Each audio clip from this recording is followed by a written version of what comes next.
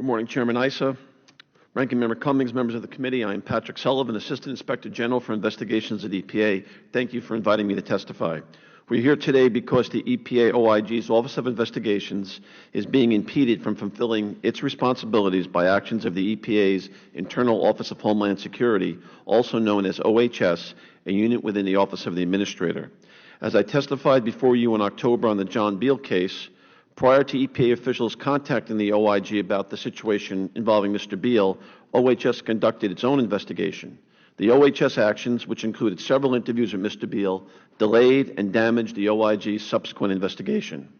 I would like to go on record today and state that, as the official in charge of internal investigations at the EPA, I am very concerned that vital information regarding suspected employee misconduct is being withheld from the OIG. Because OHS continues to block my office's access to information essential to the OIG's work, I cannot assure the committee that we are doing everything possible to root out other John Beals who may be at the EPA or uncover other malfeasance of a similar magnitude.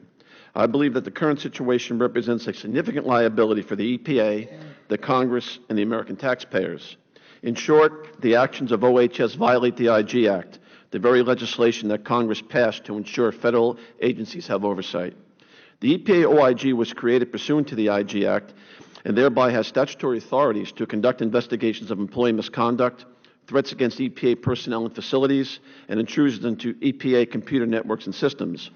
Pursuant to the Attorney General's guidelines for OIGs with statutory law enforcement authority, the EPA and the FBI share concurrent jurisdiction for agency-related cases. OHS serves as the agency's central liaison for Homeland Security matters. The OHS has no law enforcement or investigative authority. The most critical concern for the OIG is the safety and security of all EPA employees, facilities, and assets. The OIG's ability to investigate threats against EPA employees and facilities has been impeded due to OHS's total and systematic refusal to share threat information. In investigating threats, timely access to all available information is critical. OHS's stance places my special agents at unnecessary risk. Most important, the withholding of threat information from the OIG also places all EPA employees and facilities at risk. This practice is not only unacceptable, it is dangerous. The current situation with OHS harks back to the days before 9/11, when U.S. government entities often did not communicate effectively or at all, contributing to the most horrific terrorist attack ever on U.S. soil. No single entity can accomplish its work in a vacuum. We must work together. In response to denying the OIG's repeated requests for information and cooperation, OHS has invoked the term national security as its mantra. This formidable cloak does not justify OHS's insistence on filtering information germane to the OIG's jurisdiction, whether classified or not. OHS does not have authority to make such a call. Agency management, let alone a small shop like OHS buried inside the agency, has no power whatsoever to tell the OIG what it needs to know. It is actually the reverse. Under the IG Act, the OIG has access to the entirety of information available to the agency, and it is the IG who determines what information it needs to know. In fact, EPA's own Office of Environmental Compliance and Assurance issued a legal opinion holding that OHS lacks both statutory law enforcement authority and the authority to assign an EPA Criminal Investigations Division special agent to work as a criminal investigator within OHS. This special agent, who carries a gun and a badge, routinely conducts national security and misconduct investigations for OHS. Over the past few months, I discussed this situation with many of my fellow Assistant Inspectors General for Investigation in the federal OIG community. I learned that the situation I face at EPA is an anomaly. Most of my counterparts advised me that their offices of investigation would either directly participate with the FBI in any such national security-related investigation targeting an employee, or they would be fully informed about the investigation for coordination and deconfliction purposes. In addition, the use of non-disclosure agreements by an internal entity, such as OHS, to prevent employees from speaking to the OIG would not be tolerated. In summary, we need Congress's help in rectifying the situation. The OHS's refusal to share information must be addressed and corrected immediately. Mr. Chairman, this concludes my prepared statement. Thank you. Mr. Williams. Good morning, Chairman Issa, Ranking Member Cummings, and members of the committee. I am Allan Williams, Deputy Assistant Inspector General for the U.S. Environmental Protection Agency. Thank you for inviting me to appear before you today to discuss our investigations of employee misconduct involving time and attendance fraud.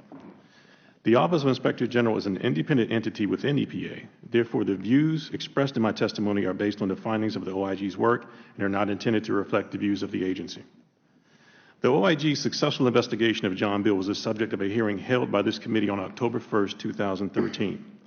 On December 18, 2013, Mr. Bill was sentenced to 32 months in prison for defrauding the EPA of approximately $900,000 in undeserved pay and bonuses.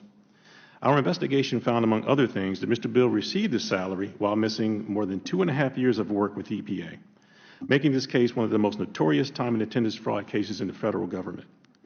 My role here today is to inform the committee about findings from several time and attendance investigations, both related and unrelated to Bill. First, the OIG investigated an allegation of serious employee misconduct by an EPA senior executive alleged to have directly involved in approving fraudulent time and attendance records and travel vouchers for Mr. Bill.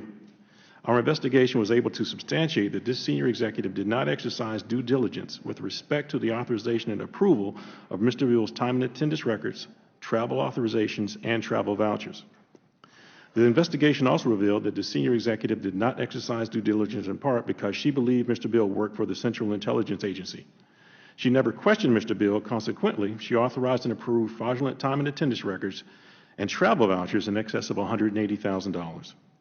Similarly, the OIG conducted an investigation into serious misconduct by another EPA manager who allowed an employee to stay at home and not report for duty for several years. Based on a long-standing arrangement with the employee, which allegedly began as an accommodation to work at home due to a medical condition, this manager not only entered fraudulent time and attendance records for the absent employee, but also approved the same records. It is estimated that the manager's approval of fraudulent time and attendance records cost the government more than $500,000. What is even more egregious is that the EPA manager authored and approved exemplary performance appraisals that resulted in a cash award for the absent employee. During the same investigation, the OIG found evidence that implicated an EPA executive. This executive, who was the absent employee's prior supervisor, remained aware of the employee had been in a telework status for more than 20 years with very little substantive work product to show during this time. The executive took no action, even though he knew the EPA was being defrauded. Upon receiving a target letter from the U.S. Department of Justice, the executive retired and was not prosecuted. Furthermore, the Department of Justice declined to prosecute either the absent employee or the current supervisor. In addition to those cases, the OIG has several ongoing investigations involving employees and alleged serious misconduct. One of the investigations involves a career employee who has allegedly stored pornographic materials on an EPA network server. When an OIG special agent arrived at the employee's workspace to conduct an interview, the special agent witnessed the employee actively viewing pornography on his government-issued computer. Subsequently, the employee confessed to spending on average between 2 and 6 hours per day viewing pornography while at work. The OIG's investigation determined that the employee downloaded and viewed more than 7,000 pornographic files during duty hours. This investigation has been referred to and accepted by the Department of Justice for prosecution. Finally, the OIG has an ongoing investigation of a GS-15 Step 10 EPA employee who has a debilitating disease and has not been physically able to complete any work for at least a year. However, this employee continues to draw a full salary and receive the benefits of an active employee. This employee has resided in an assisted living facility for more than a year, and the former supervisor was aware of the situation and the employee's condition. This investigation is ongoing and is yet to be presented to the Justice Department for prosecution. These are recent examples of OIG employees' misconduct cases at the EPA. True deterrence of employee misconduct ultimately rests with the agency's executives and managers to set a tone that ensures such behavior will not be condoned. By doing so, the agency's leadership can establish a culture of accountability within the EPA and clearly communicate that employee misconduct will not be tolerated. Thank you, Mr. Chairman, for the opportunity to discuss some of our cases involving employee misconduct at the EPA. The OIG appreciates the committee's continued interest in our work. This concludes my testimony, and I am pleased to answer any questions you may have.